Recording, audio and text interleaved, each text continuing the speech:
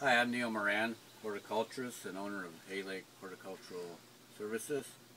Today I'd like to show you how to do a stem cutting, what we call a softwood cutting, and we're going to use a geranium to do it.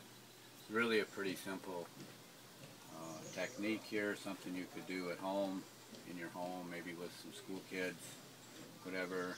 I say it's easy, both the technique and this is an easy one to root, so I'll just show you the things you'll need.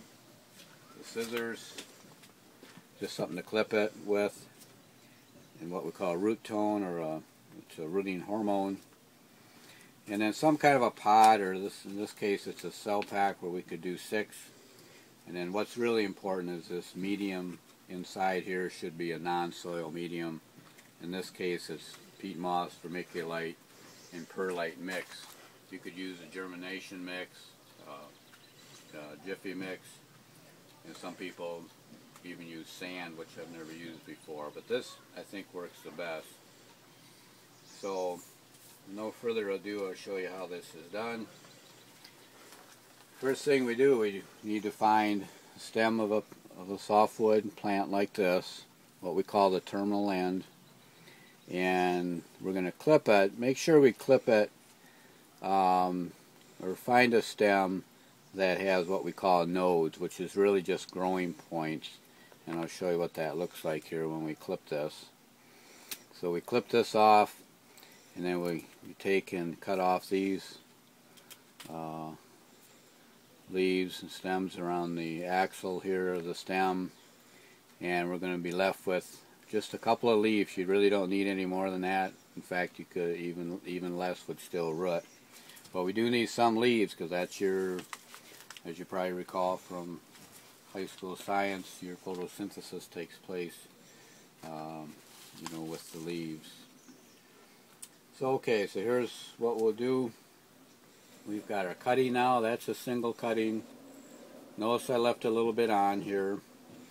We're going to take the root tone or rooting hormone, put a little bit on this newspaper here, and then kind of roll it around right where this node is, or what's going to be the future roots, growing point. And then we'll take this stick here. Notice this medium is nice and moist. That's very important to start out that way. Make sure you get it wet before you start doing this. And then you just slide it in there like that. Make sure the node is buried beneath the medium here. Press it in so you have good contact around there, and that's really about all there is to it. For the next few weeks, you want to keep that moist in a warm place, but not too warm. You definitely want to keep it out of the sun or direct sunlight, and heaven forbid, don't let it dry out, because that'll ruin what you're doing. So during those next few weeks, just keep it moist. You can spray a little bit with water, and then just wait. You'll know when it's starting to root. You can pull it out and check on the roots if you want. Put it back in if it's not rooted.